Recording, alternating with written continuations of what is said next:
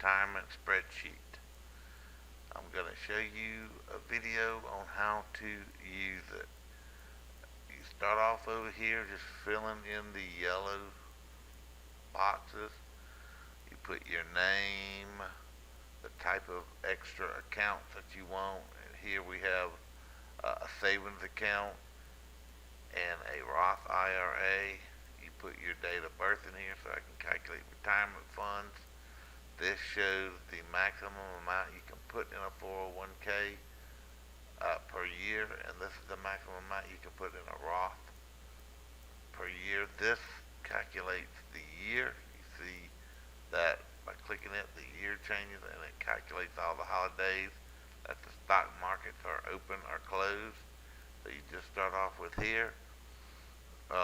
This information here lets you enter anything as far as a one-time contribution or a set amount that you might have to make each month. You can enter it as many times as you want, but these are for 4 different oddball type of deposits to your 401k. Now you fill in only the things in the yellow. This little ledger kind of explains what everything is, but an S1, an S2, an S3, or S4, or these numbers here will make a difference, and I will show you those. You come over here and you put the interest rate. This one was labeled the savings account, and you put your balance that you have at the beginning of the year in there, and your expected interest rate, let's say your goal for your interest rate, the amount of money you already have deposited. Come on over the rest of the way. 401k, you're going to enter that. You can come over here and enter what your annual salary is, the amount of percentage that you want to have put into the 401k, and taken out pre-tax, which saves you money. You don't have to pay tax on that 12%.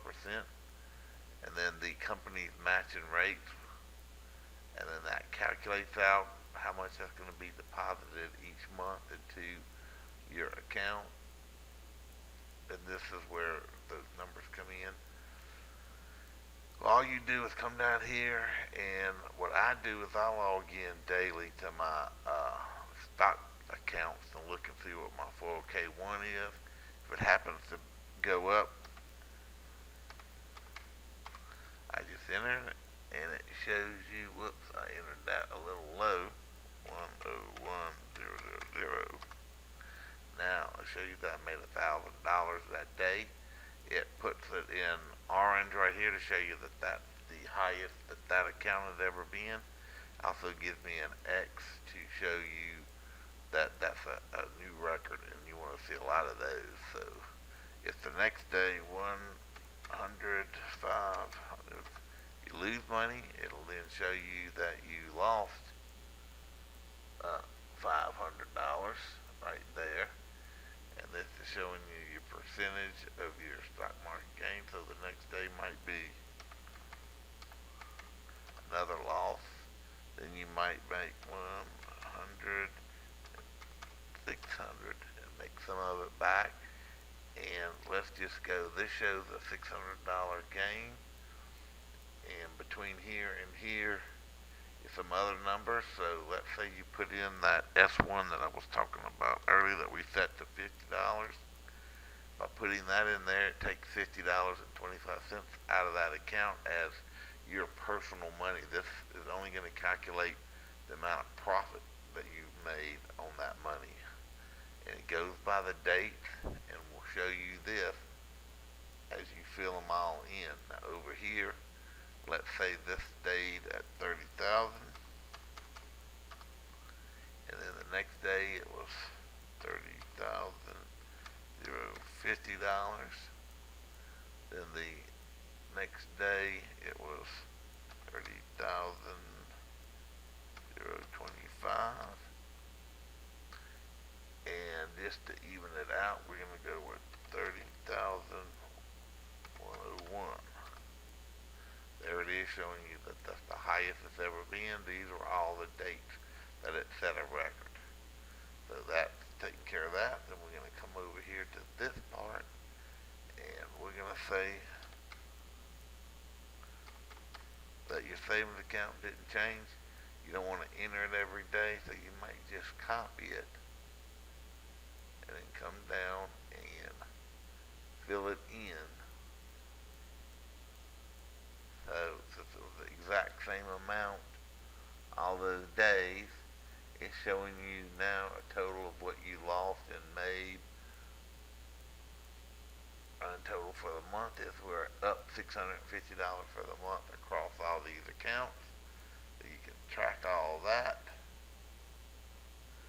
You can also do a couple other things here. Let's say that on the 8th you got paid, so you're now at $102,000. Whoops. 102,000. I might have did that. Yep. 102,123. Yep, that's right. I entered it wrong. But in here, you had your first draw come out of here of these amounts. And this is set to either a 1 or 2 to show how many times a month that your money comes out of your paycheck and goes into your 401k, and then what those amounts would be. So we would come over here and I would just simply enter a C. Let's see, right there, to just take away. It still shows the total amount, but it takes it out of the profit part and just enters it as your own income, so that you still have the total amount. Say over here, what we're gonna do over here is say in January we deposited $500. Okay, it didn't change anything because I didn't tell it when I put the $500 in. So we're gonna make it 30,500, which shows a $500 profit, and I'm gonna come over here, and that's what that D, that, let me go back and show you. Over here is for when you make deposits here. So I'll come over here and I'll put in a D, takes that $500, it leaves it in here, but it takes it back out of the profit here and accounts for it there. And then we're going to come over here and enter the last one at, okay, that one didn't change, and it gives you a calculation. It shows you the amount of profit that you made that month, not the total amount that you have. So that when you come over here, this shows you your total amount. That includes your deposits and your profit and everything. These numbers up here are kind of self-explanatory. This is your amount that you should get. If you're making 8%, you should make this much a month in profit. This is what the employer match should be per month. This is your contribution per month.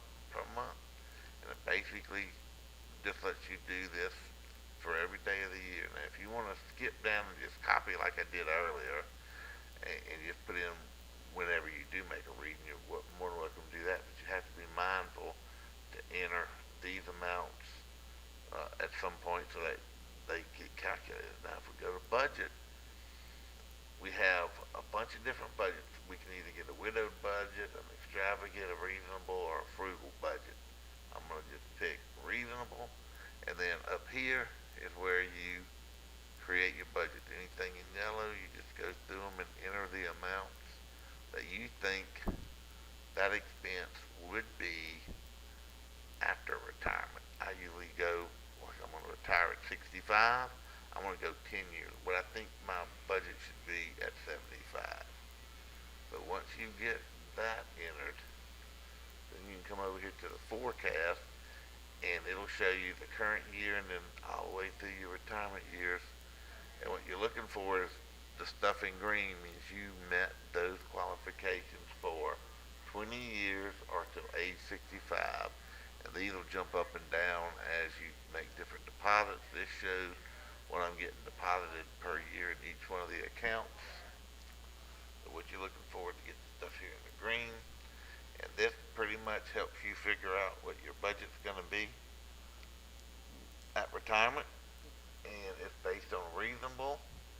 You can go back over here and change it to, say, the extravagant budget. And you can come back over to the forecast, and you'll see that the expenses were a lot higher. We didn't even meet them all. I'll come back over here and I'll pick widowed. I'm not widowed, let's get a different one. Frugal. I'm going to come over here.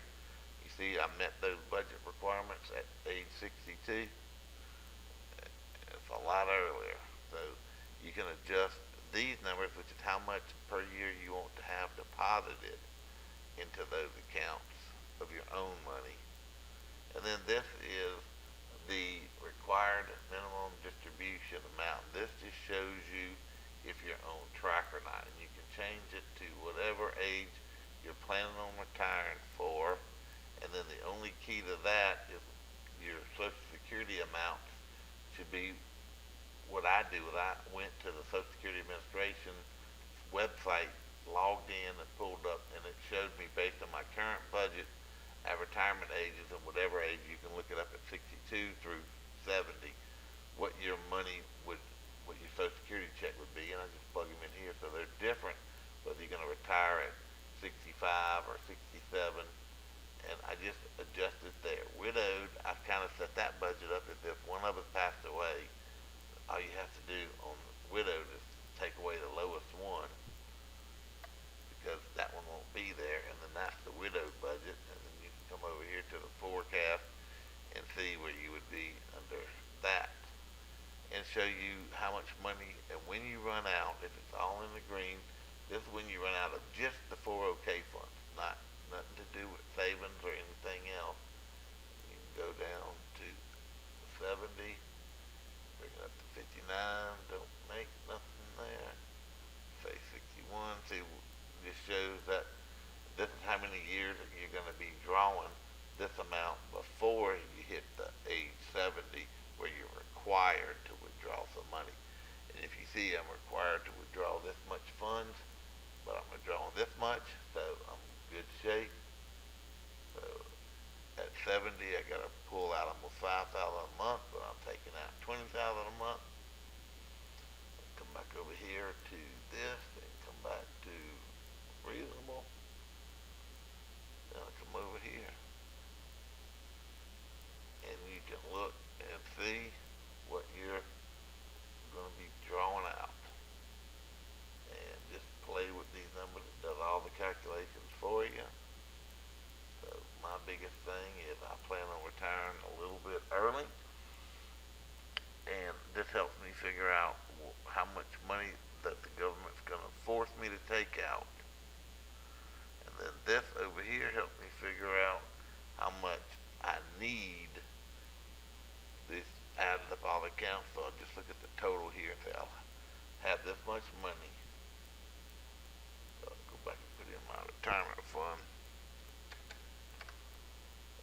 How much Social Security I'm going to get, so that I can come over here and see this. And I think this will show me. If I wait till 70 to pull it out, nope, it's not doing it there.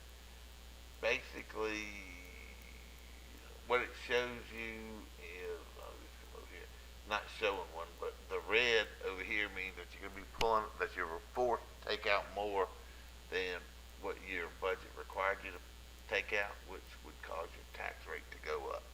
You just have to be aware of that. But other than that, that's what that basically means. So if you get it lined up like this at age 65, and those are the right numbers in your Social Security, then you know that that's your own goal for what you want to do. Let's just say it happens to be a little bit higher, and you see that you can retire a little bit earlier. But this is basically the program and how it works. Thank you.